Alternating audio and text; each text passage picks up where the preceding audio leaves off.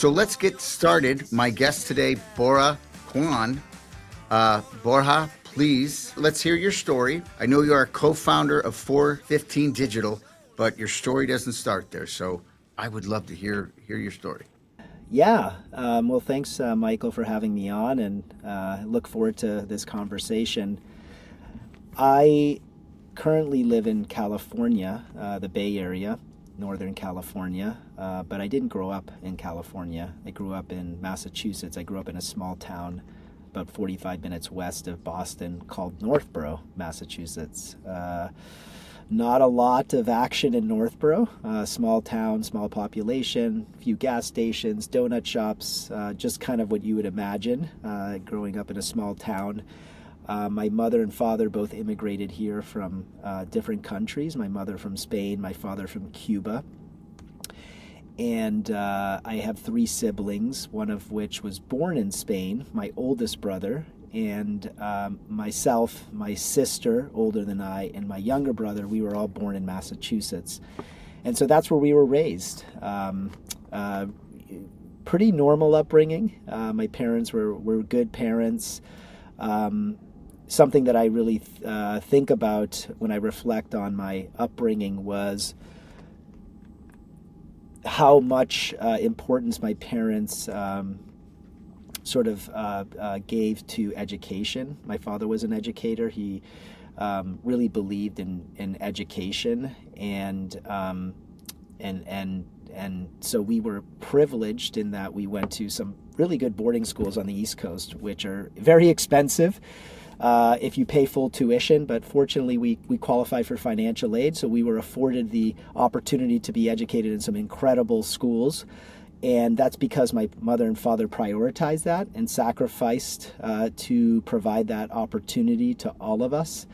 And I think back on my upbringing, and I really am grateful for that. It was, for me, a really good experience to kind of have gone through that. I learned a lot. I look back and reflect, and I always say, well, how lucky I was to have been able to do that. We were lower middle class, but it never felt like we lacked for anything. Loving parents, definitely on the stricter side, my father in particular. And so basically grew up in Massachusetts, ended up going to college in Boston at Boston University, graduated in 4 years, played soccer there. It's a Division I program. I played soccer for a few years until I got injured, and then I stopped playing soccer for BU. And, even going back, I've always had jobs. My parents really instilled work ethic in us. So we, all of us, as soon as we were legally able to work, started working, doing different things. And for me, it ended up being a hotel where I started my first official legal job. I had done landscaping jobs, and I sold golf balls, and I did other things to kind I of. love that golf ball story. That was, you were an entrepreneur with your brother as a young kid, 8 to 10 years old, I think. I read somewhere. I Yeah. love that story. Yeah, it was fun. My brother started the golf ball business, and then we joined him in that venture. And then when he eventually went off to college, he was older than us. We kind of continued doing that, and it was a lot of fun, and did teach us many lessons. If you look back on that experience, there are many things that I take away that I, apply to sort of now as a father. Some of the lessons that I learned, and how my kids can follow a similar path. So. I ended up working in hotels during high school. I opened up a health club at 5 a.m. It closed at 2, and I started working in the restaurant at 3 and left that job at 9, give or take. So that was a day for me in the summer. And then during the school year, I also worked after school when I wasn't playing sports. So always working, understanding the importance of work, the value of money, and I think that also was a major lesson that I learned in my upbringing that sort of carried with me throughout my career. So I'll pause there because that's, I could go on, but that's a Right, little right, bit right. about my upbringing. So your education it was not hospitality. It was international relations. Is Yes. that correct? Yep. And you start to really enjoy and like the hotel business, and I think you were thinking of, I really enjoy this. I'm going to be a manager, manage a five-star hotel somewhere. I think you ended up on your studying abroad. I think you had a internship with Club Med, and after that, after you graduated, did you then some headhunter reached out and basically had like a complete life change in direction from where you were headed to I'll try this. What Exactly. what made you say, nah, it's not for me. I really like what I'm doing. You were always open to new ideas. Yeah, well, one correction, it was the Ritz in Madrid that I did my Ritz and internship in. Okay. But you're absolutely right. When I was interviewing for jobs in New York City, I was offered a job at Club Med. Okay. I did not accept that job and instead decided I wanted to do something else. They were going to put me somewhere in the Caribbean at one of their properties or resorts, but I ended up opting out of that, which, for me was just, wasn't something I thought I wanted to do. So, yes, you're right. I had aspirations to ultimately become a general manager of a five-star property like the Ritz or the Four Seasons or that caliber hotel. I'd gone through that program and really learned a lot. And as you mentioned, I was working with a recruiter who said, hey, I have this job interview. I have a position that I think you might make a good fit for at this internet startup. This is back in 1998. This company was only 27, 28 employees big, but founded by two brothers who went to Harvard. They hired a CEO who had already exited many companies. They had raised money, so it sounded good. And by the way, I didn't really have much experience, frankly, no experience in internet marketing. It was a relatively new thing back in 1998. But I ended up interviewing at that company. And I think what was most interesting about that story is I didn't get the job I applied for. I was not qualified, and I interviewed, and I felt leaving that interview that I was not qualified, and I did not feel like I got that job. I, in fact, remember exactly one of the questions asked of me that I just did not answer correctly, and it was one of those, you just need to be able to answer this question or you won't be qualified to take this job. It was a really kind of basic question. But that recruiter called me the following day and said, hey, they're not going to move forward with you for that position, but they have a more junior position that they want to consider you for. Are you open to coming in for that interview? I said 100% would love to do that. And funny story about that interview is I interviewed with the director of the client services team, and she and I had a good conversation, and she was a hiring manager, and I met with one other person. But I felt leaving that interview that we connected, and it went well, unlike the prior day when I interviewed for the account manager position. And funny thing, she goes home and has dinner with her husband and two children, her daughter and her son, and she's talking about her day at work, and she says to her family, I interviewed this guy, he was recent graduated from BU, really nice kid, he's from Northborough, his name is Borja, and her son smiles and says, wait, Borja, he was my soccer camp counselor at Fay in the summer. I mean, this is small world, right? Small like world. Things happen like this, and good thing he liked me, because he was raving about me and he really, enjoyed me as a counselor. And she said, well, great. Like, I was planning on offering the job, but this is so funny that you know him too. Oh, that's a great story. That's fantastic. So you start at this company. Is this the company you stayed with 8 years? And Yeah, this was a company that I went through the highs and the lows. It was the most fulfilling professional experience I've had to date outside of starting an agency. I would say they're both pretty impactful in my journey. But yeah, I mean, I went through an initial public offering, an IPO. So we went public. I mean, the stock skyrocketed. We were doing, celebrations in the office with champagne. It was like a big deal, right? Not having been through something like that. This is, back when the internet was exploding.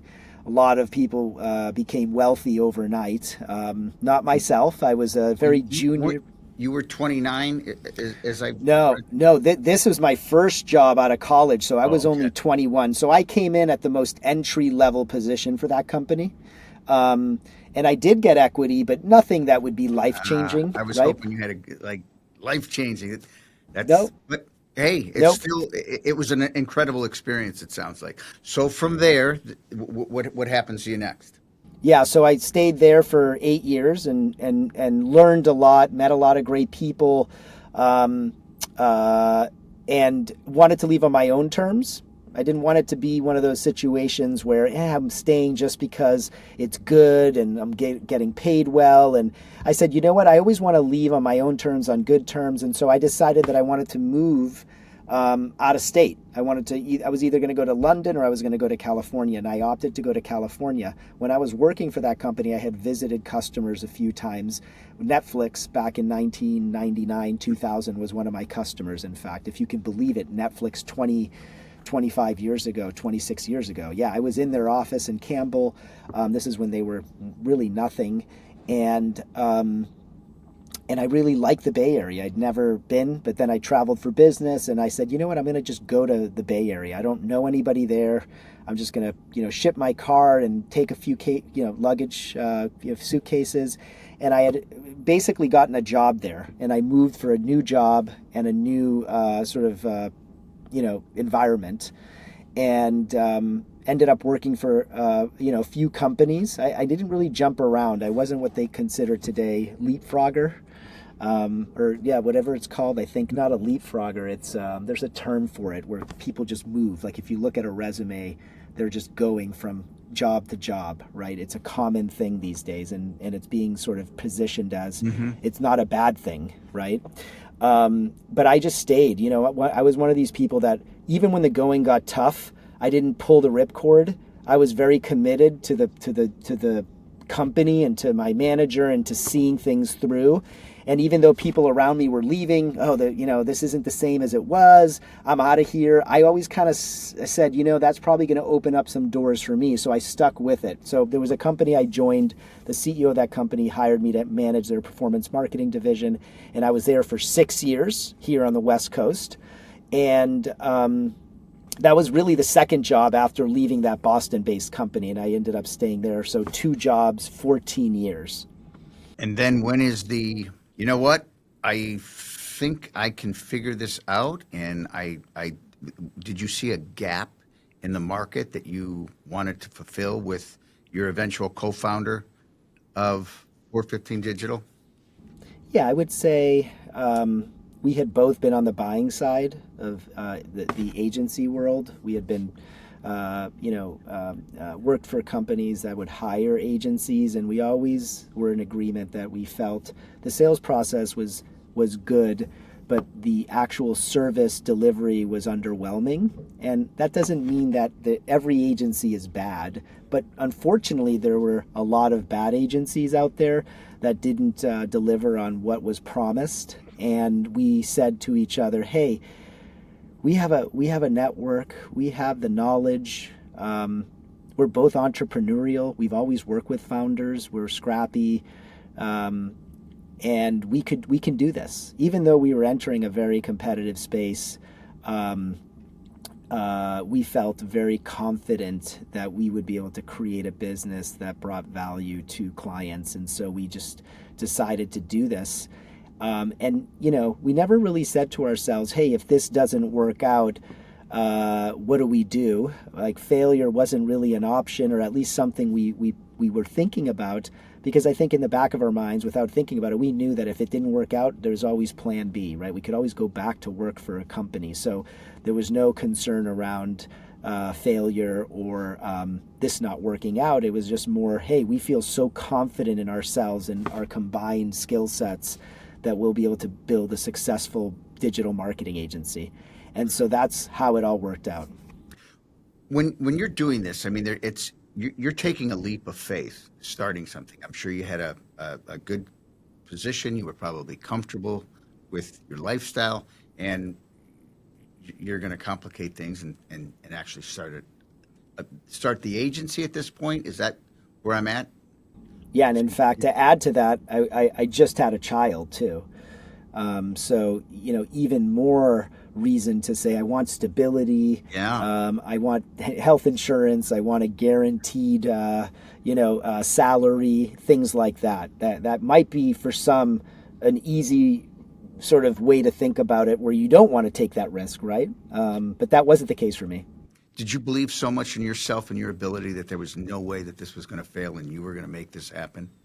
Yeah, I mean, failure wasn't even in my mind. Like, it wasn't one of those conversations where we sat together over dinner and said, hey, what if this doesn't work out? That truly never was a question we asked ourselves. I think it was immense confidence that we could do it. Now, by the way, we didn't say we're going to be $1 billion agency, right? I mean, there are levels to the game, but we absolutely felt confident that we would be able to build a respectable digital marketing agency and very easily scale it to a point where it would far exceed any compensation we would make working in-house.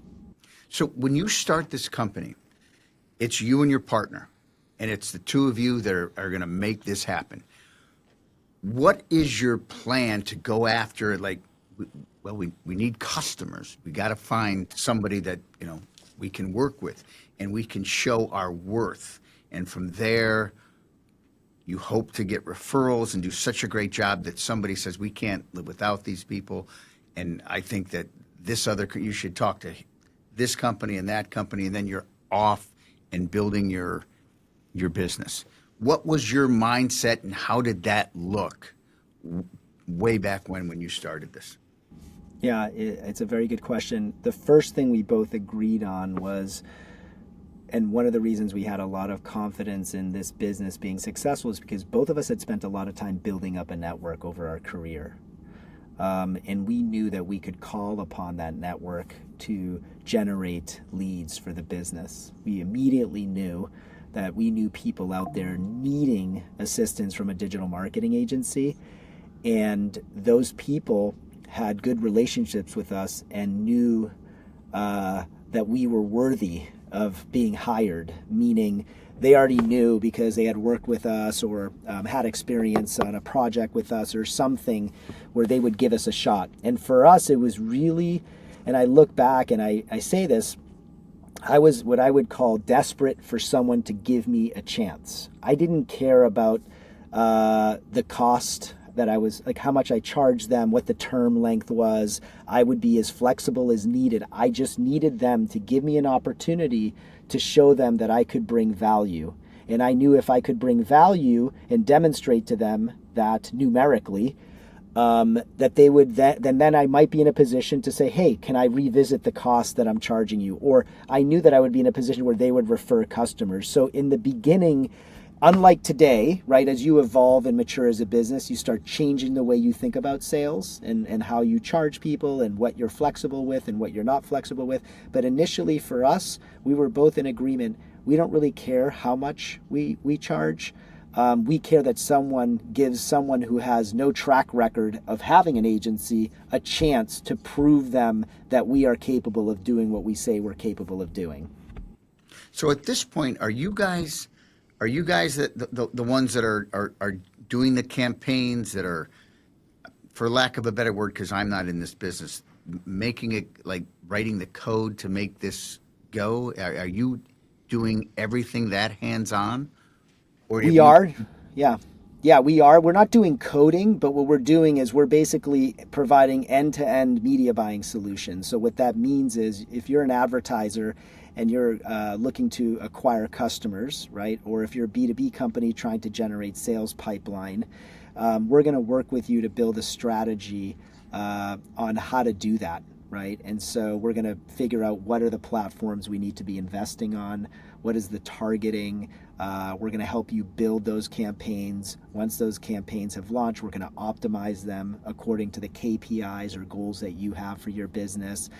We're going to provide reporting. We're going to help you set up tracking. So essentially, we were doing all of those things. Now, my role for the business was more operational. So I was very focused on building the infrastructure for the business, right? Legal documents, contracts. Accounting, insurance. Yeah, like I always believed, even though I think a lot of people that are starting a business disregard this and then say, I'm just going to go after customers. My mindset was I like to have all of the infrastructure in place that a real business would have. I wasn't looking to make shortcuts. I wanted real MSAs, master service agreements. I wanted real statements of work. I wanted a bookkeeper to help manage our P&L. I wanted to be compliant from an HR standpoint. I wanted looking ahead, employee handbook. I just wanted all of the things that a real business needs to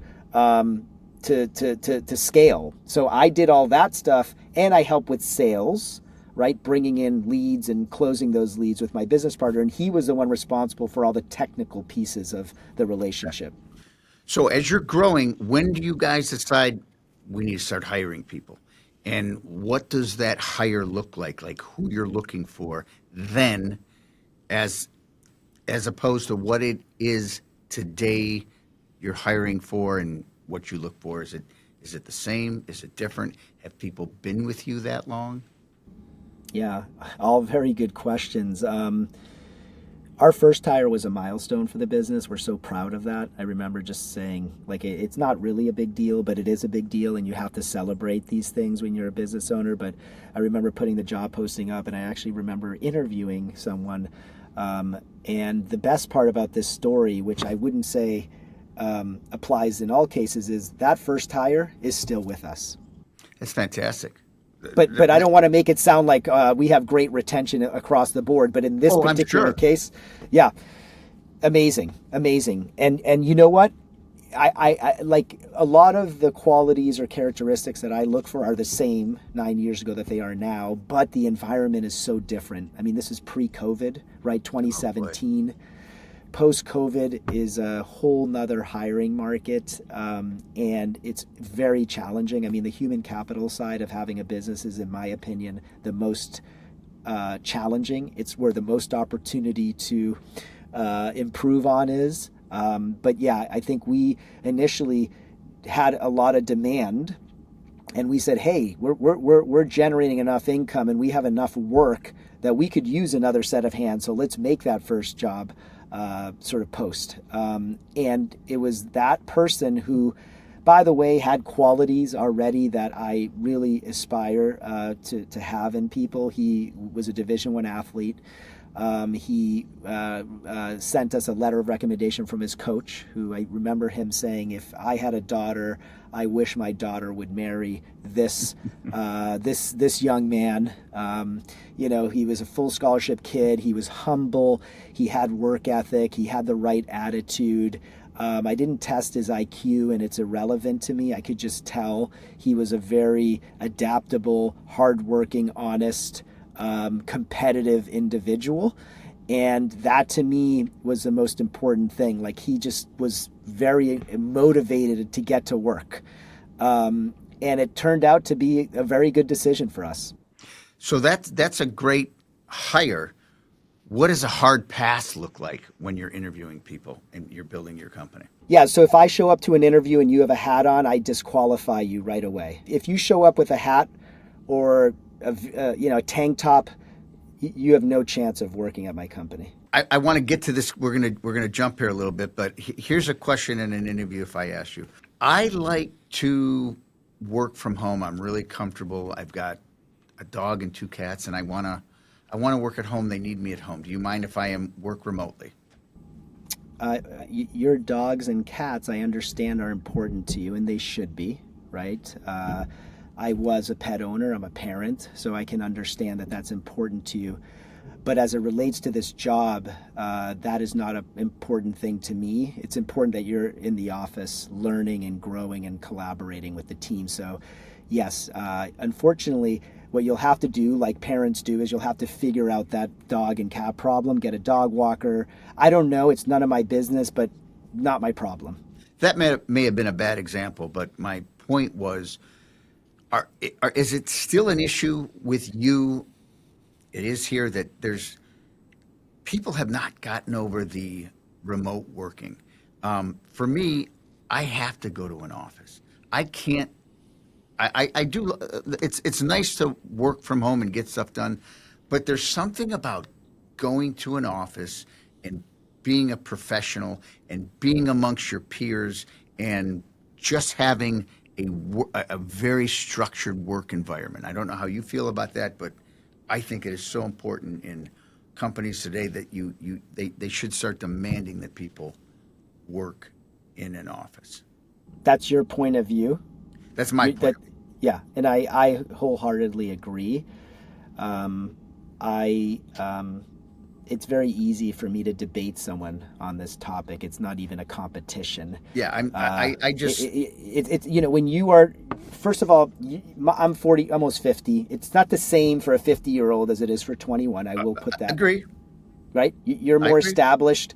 I spent many years in an office, so I wouldn't treat everybody the same. I have friends that are in tech that live in my town that have kids, and they're like, I'm not driving to San Francisco an hour, and they're really good at their jobs. And if they get it And done, I can see that. But right, that is different. They've developed skills and they've put in the time and they've done it. Now, if you are 21, thinking back when I was 21, if I had been in my apartment at 21 in front of a computer, not in an office, I would absolutely not have achieved the success I have today. I know I wouldn't have. It's just not even a question.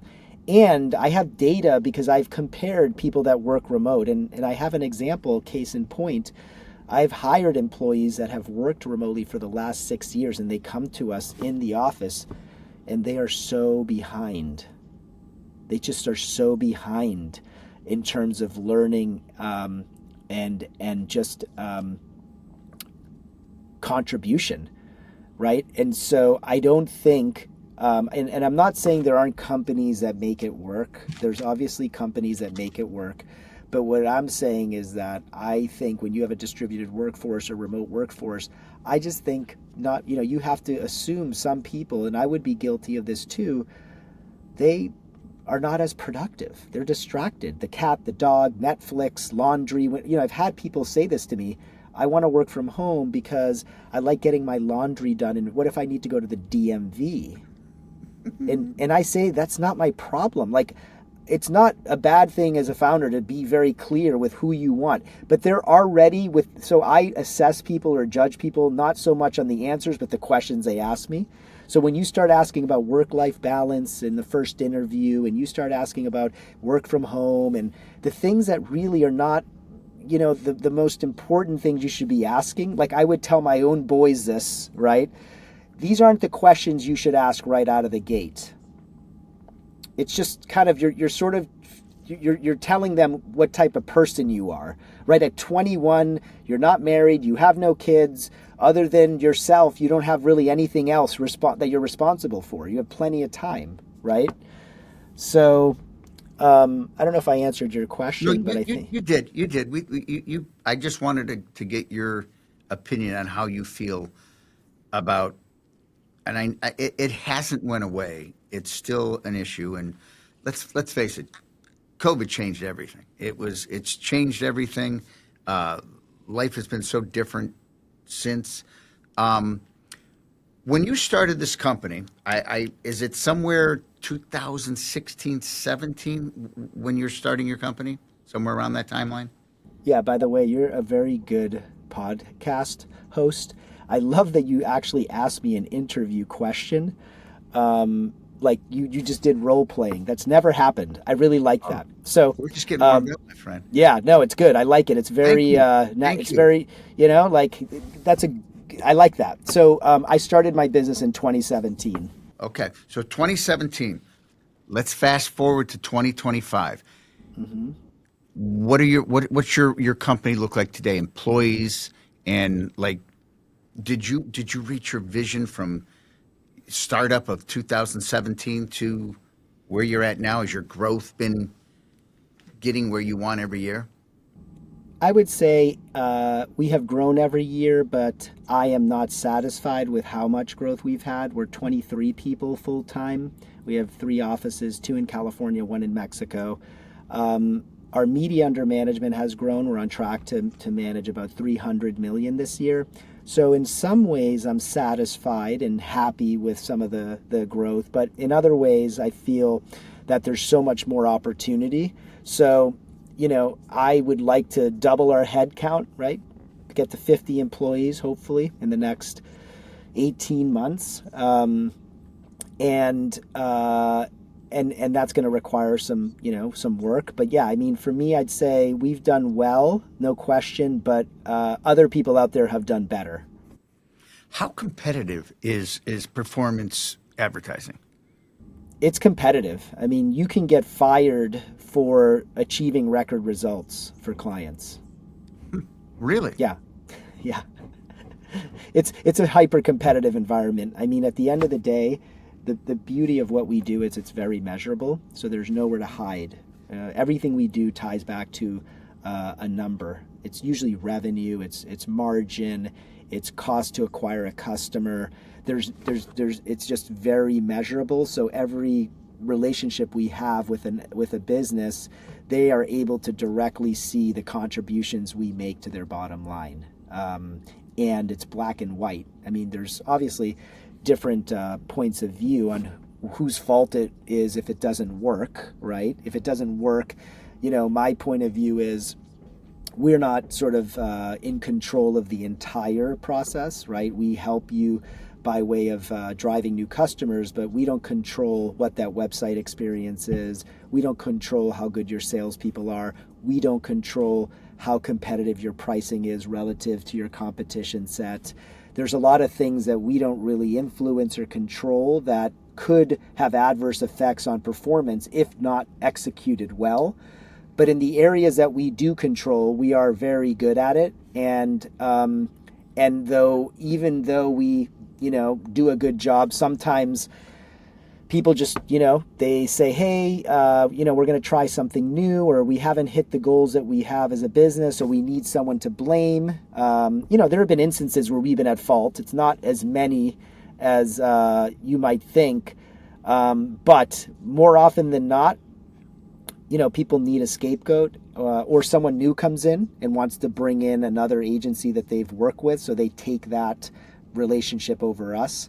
But in general, it's very competitive. I mean, not to say other industries aren't competitive, but it's hyper competitive in digital marketing. There's thousands of agencies that do it, and And it can go from large to just small mom and pop shops that yeah, try this, correct?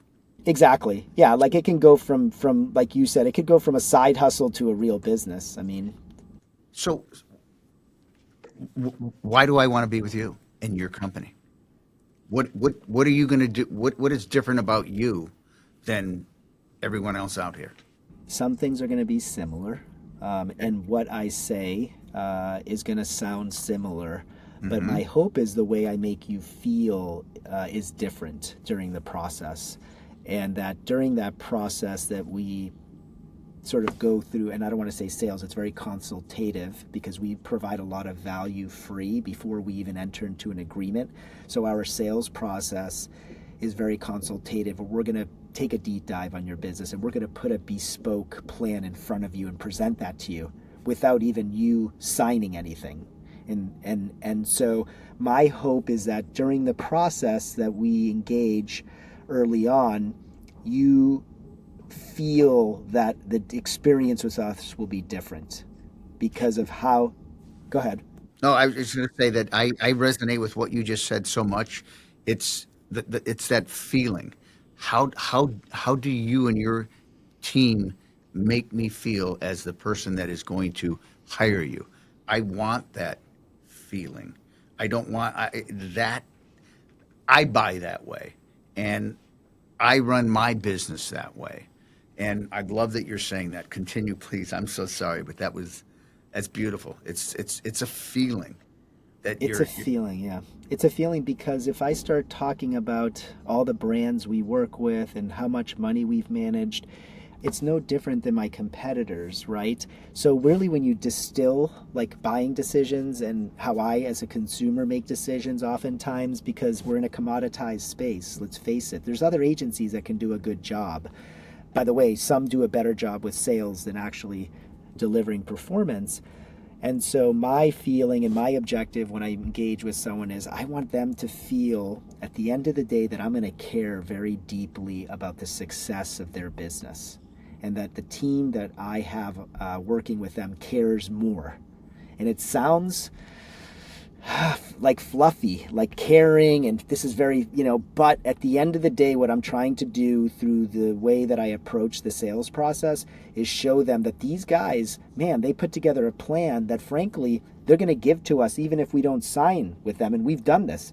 And that plan is worth $4,000 or $5,000. Like, it's very specific to their business, and they can take it, give it to someone, and maybe that person doesn't execute well, which is the big part of this, but at the end of the day, I want them to feel, wow, the way they think about my business, the time they've taken to learn about my business, the questions they're asking, how they listen, all of these things will allow them to formulate an opinion on what that experience would look like if we were to work together down the road. And so my hope is that at the end of that, they're like, I can trust them.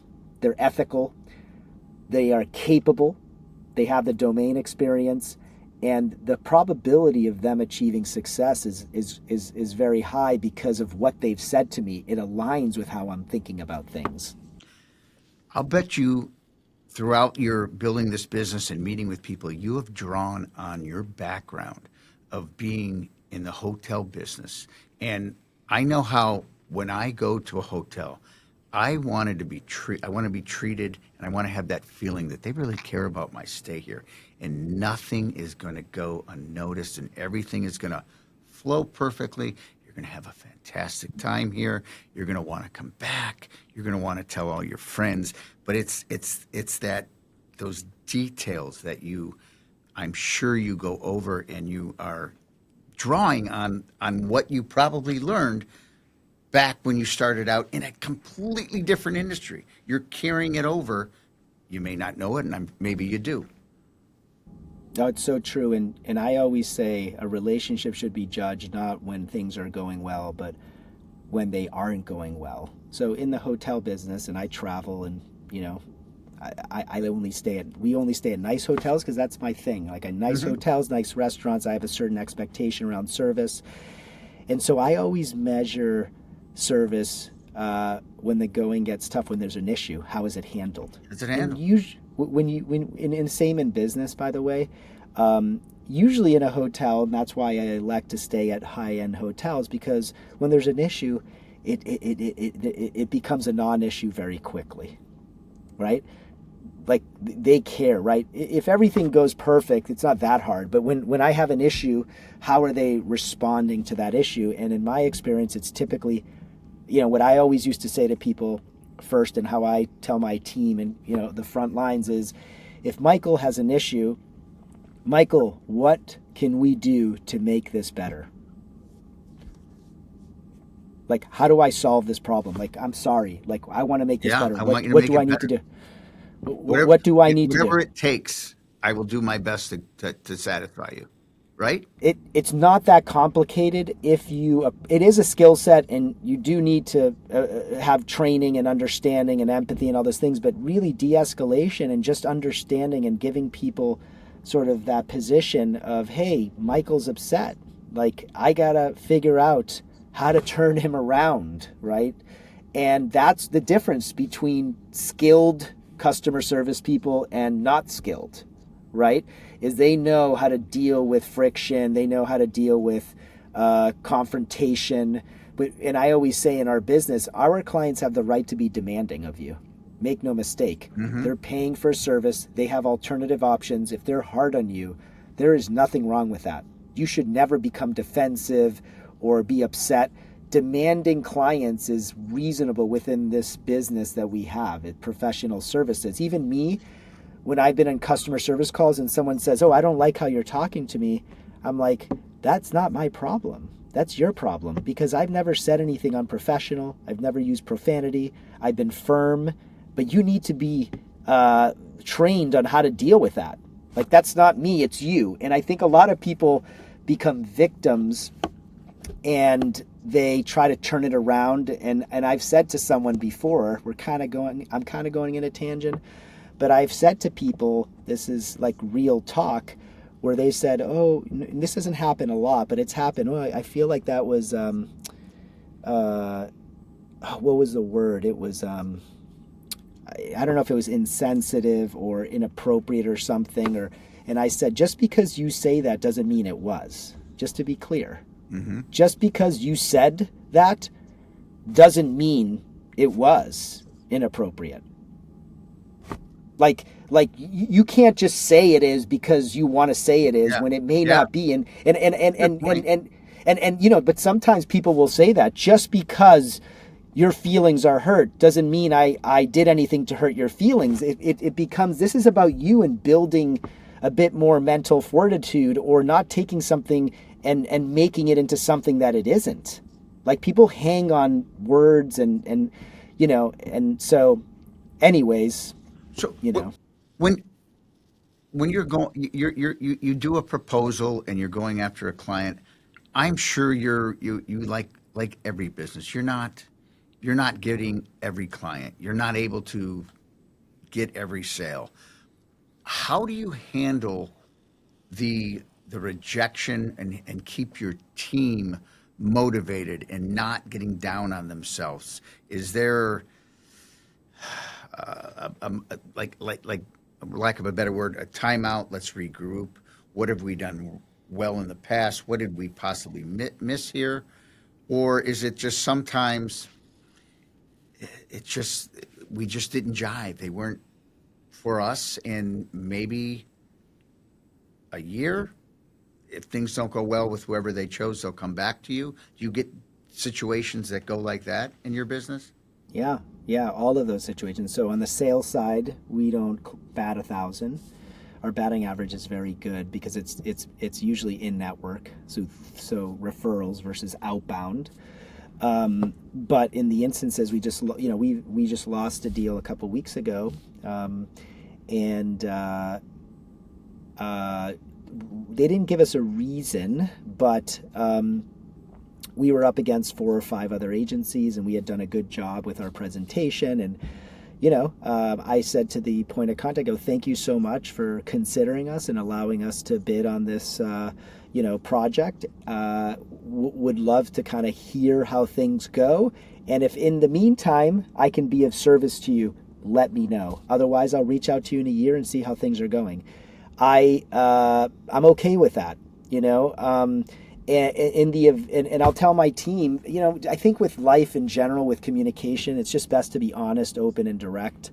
So we tell the team, hey, we lost this deal. It happens. Just so you know, every business has the same issues, right? They win deals, they lose deals. Why did we lose that deal? We'll reflect on maybe what we could have done better if we get feedback. Otherwise, we just move on to the next one. I don't want to dwell too much. I want to focus and preserve my energy for the things that make impact to the business. And so that's what we do. If a client fires us, we will want to understand why. For me, I always get those calls. Hey, let me understand what happened. What are the reasons? And then is there something we can do to keep you as a customer, right? Maybe it's price. I'll work to reduce the price because you're already in the book of business. It's better to keep you than lose you. If it's service, okay, could we rearrange the team in a way that makes you feel better? So I'll try to exhaust the options to try to retain them. But if they've made up their mind, I'll respect that and I'll thank them and I'll ensure a professional transition, and that's it. Because, at the end of the day, you never know. We've had one customer in 9 years be a boomerang client. They left us and they came back. Only once, right? But my feeling on these things, if there's a learning, take it. If not, move on and focus on bringing in more business. Advertising has changed so much over the years. And now with performance advertising, digital advertising, as opposed to back in the day where somebody would have a great ad, put it on a commercial, and that was it. There was really no tracking. What did that ad do? Well, we know that it was at 33 million people saw it, but is digital advertising and performance advertising completely overtaken or about to overtake old just brand awareness type advertising? Does that make sense? Yeah, it does. I think there's still a market for brand awareness. There are companies out there who are household brands that just, they're not doing it for the sales, they're doing it for the brand equity, right? Like, a lot of these companies, that you see out there, they're already many billions of dollars. They have a huge market share, but they just reinvest in the brand because what they're trying to do is just keep that awareness, connect with the consumer. It's that experience that they want to take that customer through. So I think there is advertising dollars that go to brand awareness or branding. Yes, that still exists. We unfortunately don't You do get nothing those. like that. No, I wish we did. I wish we were in that space because it would be a lot different. Yeah.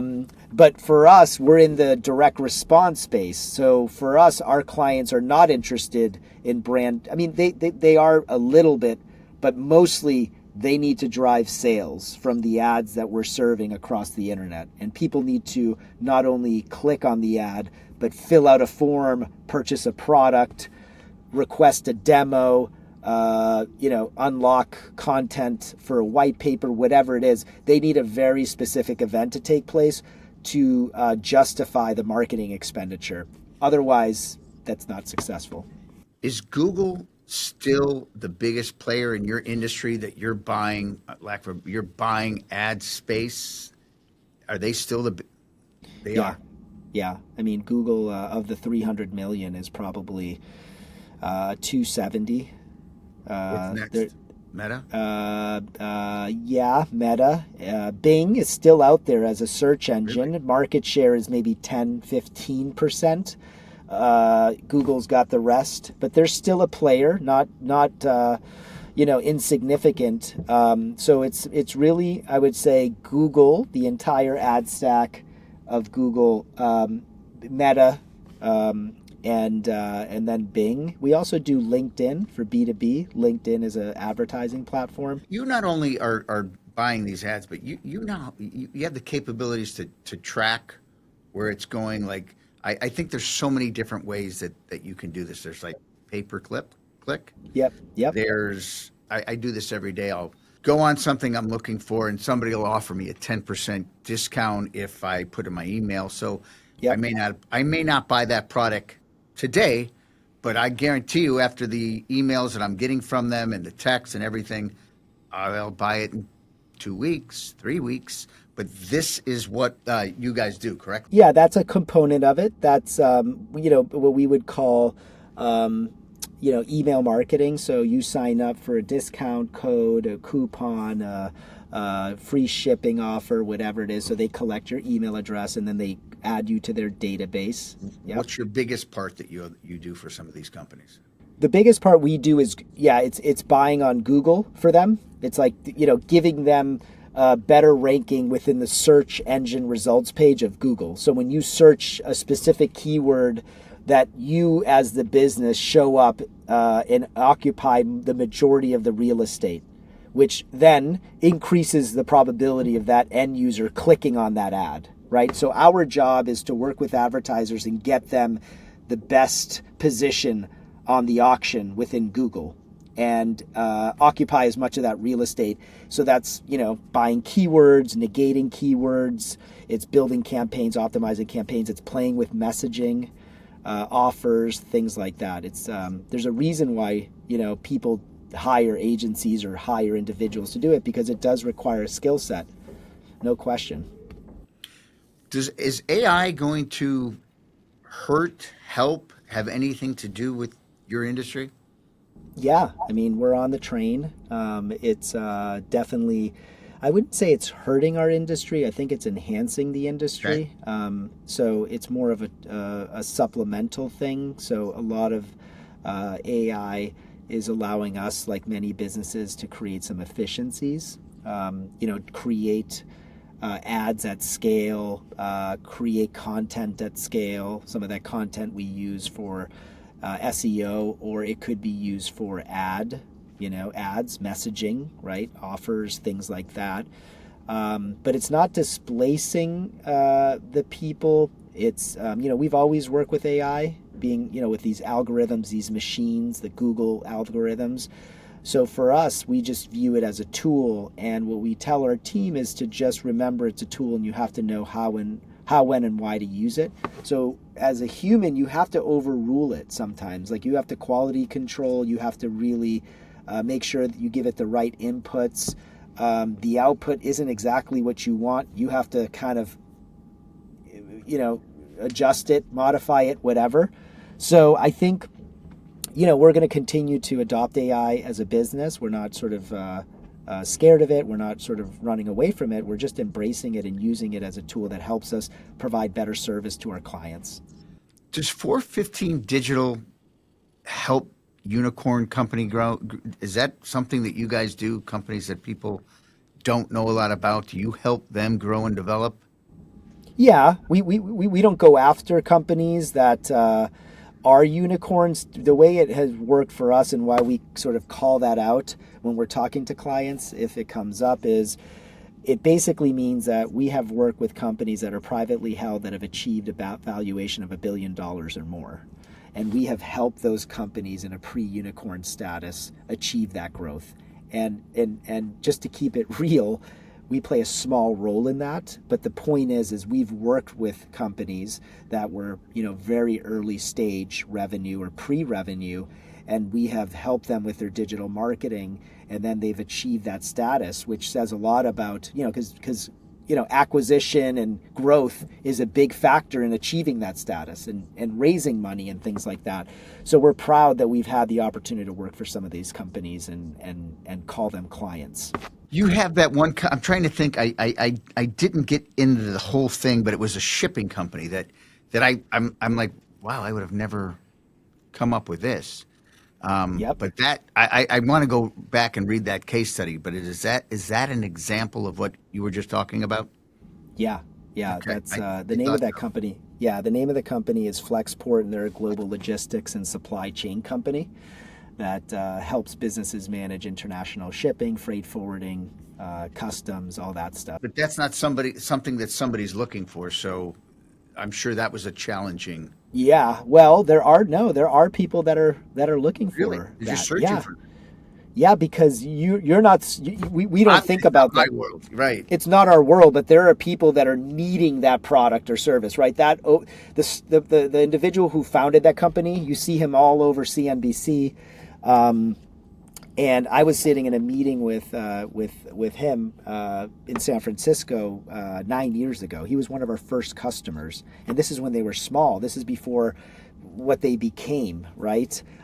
He would never sit in a meeting with us now. They're not a customer of ours anymore, but he's too busy. He's too big. They're too big, right?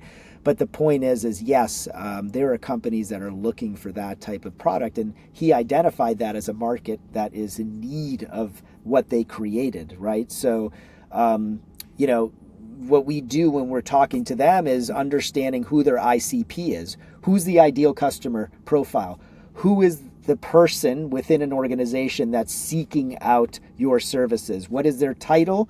How big is that company? Is there a category of company that you're looking to reach? And then we ask those questions, and that's typically one of the most important things a B2B company needs to have is a clear definition of who their ICP is or who their ICPs are, so that then we can formulate a targeting strategy to reach those users, because not every platform is going to be appropriate for them necessarily. So we need to understand kind of who they're going after. What have I learned about being a business owner? Like, what is one lesson that I learned? And, I learned, and this is something I need to continue to get better at and really focus on, is just, it's really a lot about, and I hate this word because I'm not a very sensitive and emotional person. I'm not saying I wish I wasn't. I'm not, but like being really empathetic with people. Like, you really need to have a lot of empathy when you're a business owner. And if you're not naturally empathetic, you need to learn to become empathetic, because that's really important to people, and it makes sense why it is, but it's a skill set that there are different levels to that game, right, in terms of empathy. So for me, it's just learning that everybody's created not differently, right? what works for you doesn't work for the next person, and so you have to really get to know people and what matters to them and what is the most important thing to them. What do they want to get out of this journey working for your company? Things like that, because if you want to retain talent, the better you are at that, the better your retention rates will be. And so I would just say, like, that's one of the things I learned. I used to prioritize clients over employees, and I realized it was backwards. I was sort of I was prioritizing my customers, which were the most important thing to me, over my employees' happiness, and that was not good, because that's not a good long-term strategy if you want to keep your team happy and healthy. So I reversed that, and I acknowledged that in front of my team, that was a failure on my part as a leader. And I think that was important for them to hear, because I think when you make mistakes, people will understand, providing you acknowledge them and you provide an explanation on what will be different as a result of this learning. Did you ever struggle with your balance of your professional life, being married and having kids? Do you have that down pat now, or is that something you struggled with figuring out as you went along? I have it down because I have an amazing partner in my wife, and she has a job responsibility. I have a job responsibility. She has a job description. I have a job description. She makes no income. I make income, but we're equal. But we have job descriptions. Mm-hmm. You know, she has a responsibility as the mother, taking care of the kids, making sure they're at school, at activities, volunteering. And the reason I think it's been successful, and some people don't like this, but I don't really care because it's proven to work, is I kind of treat my marriage no different than business. And yes, it's not the same as business. Don't get caught up in that statement. It's each of us have a job to do. And if I fail to do my job well, I'll fail to provide for my family. If she fails to do her job well, she'll fail to provide for the family in areas that are important. So it's really important that we understand that each of our contributions are important, and without us performing well at our jobs, we will not have success individually, because I'm reliant on her to take care of things and vice versa, right? If I don't do my job, the bills don't get paid. If she doesn't do her job, the kids won't make any progress. Mm-hmm. So it's really important. So I've never had that problem, because I have a good wife who understands that I have a job, and she takes care of things that allow me to focus on my job. And then also, I really prioritize being a good father over being a good founder. It's more important to me. My legacy is all about my kids speaking well about me. If I fail in that, for me, that's a bad thing. It's so bad, it's dark, right? If my kids don't think about me in high regard and say I was not a good father, to me, I failed in life. Yeah, I get it. What do you guys do for fun? I know you work, but I mean, you got to do something for downtown. What do you guys do? Plenty. We travel. I play golf with my kids. I play pickleball.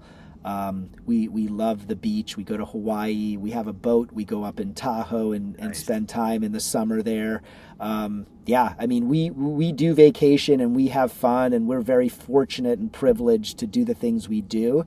And it makes it all the worthwhile, but we do dedicate time to being as a family. And in fact, every night, if I'm not traveling for work, I eat dinner with my family. Like it's a for me, a really important thing. It's the most important thing that you could ever do. I am now, I'm almost 60. My boys are all grown. One of them's still in college. One of them lives in Norway. Gianni lives in Manhattan. And they're all grown men. And I did everything to spend every minute. I was coaching soccer. I was coaching baseball. I was coaching football. Didn't matter. I was always there. We had dinner every night. And it's just gone that quick so enjoy every minute of it. Just don't take it for granted. You're in the good times right now. Don't wait for it to say, wow, remember the good old days. You're in them. Enjoy it. I'm sure your family's amazing. You have an incredible story. You have been such a great conversation. I could sit and talk to you. I don't know what kind of time you are, but I had you an hour, and like I said, it's this. I could talk to you. I feel like I know you. Yeah. And when I'm No, in San Francisco, I'm looking you up. I have a good friend that lives there, that is a doctor. If you're ever on my side, come see me. and you have children that aren't in Cleveland, right? Like my parents, they My all oldest, my oldest is in Norway. yeah. All good Italian names: Dante, Gianni, and Luca. Yep. Yep. That's great. And you know, I worry about exactly your situation because my parents I have a sibling in London, a sibling in Zurich, and then my younger brother's in Boston. They're all over. And so you as a parent, you know, like I want to buy, and I used to say I didn't like townies. Like I didn't want to be a townie, which is, you know what a townie is? Yeah, A townie, yeah, okay. I didn't want to be that. I didn't want to be the guy that grew up in a town and lived there and raised his family there. I was like, oh, I need to be international. I'm I a need to, townie. yeah. I, So, not so by I want choice. to. I know, but I told my boys, I said, I'm gonna buy the house next door. Like you can use me for childcare. I'll do whatever. I'll mow your lawn. I'll do anything to be next to you. Like for my goal is to be close to them when they're older. Now, I don't know if that's going to be the case, but when you describe your situation, having children that you are close to, but that live in different places, it's hard, right? As we get older, because You you have want no to, idea. You have no. Until you're there. Like people will say to me, good friends, "Oh, you're an empty nester. Now, how great!" I'm like, it's not great. It's not great. I miss the chaos. I miss the drama. I miss just the little things. And with my oldest, who's in Norway, you know, he's got a real bit busy schedule. We really get to talk once a week, Sunday morning, through WhatsApp. That's tough. And Gianni and I, we spend more time, but it's remotely on a podcast. And Luca, I will see this weekend. I'm going to Columbus for the UCLA Ohio State football game, so I'll see him there. But when will you become a grandfather? well, my oldest is engaged, Okay, so and maybe, his when that happens, it would be so funny. So I every time I talk to my son who's in Norway, I'm like, please come home. Are you over? Just come home. I miss you so much. I can't stand it. Come home. But they're getting married in October, so it's coming. And then my goal is to have a couple, 5, 6 really successful years, keep it going, call it quit, and then I'll go wherever they're at. I don't. how are you going to choose though? You have 3. They're in different places. I know it's. Is your daughter on the line? Should you say her name because she's I don't listening, have. or is she... Oh, I don't have a daughter. No Oh, daughter. you have you have boys. 3 You have boys. all boys. 3 Okay. boys. I hope they figure it out because, as you probably see now, your boys are so close. And when everybody goes their separate ways, I know life changes and so many things, you know, come at you, and jobs and friends and wives, girlfriends. But that time together that you are with right now with your family is so invaluable, and you long for it when it's gone. So, I want you to know. I love hearing that, and I would want you to know that I know this already. It's not good. that I do, and the reason is because I've always You been live it. aware. This to me is precious because I'm aware of how eventually they will have a girlfriend, a car. They will have no desire to hang out with me, is what I'm hearing from other people. So I love being needed. They need me, right? I'm in control of things right now to a degree. So it's so nice that I'm, like you said, I have a 5 and a 10-year-old.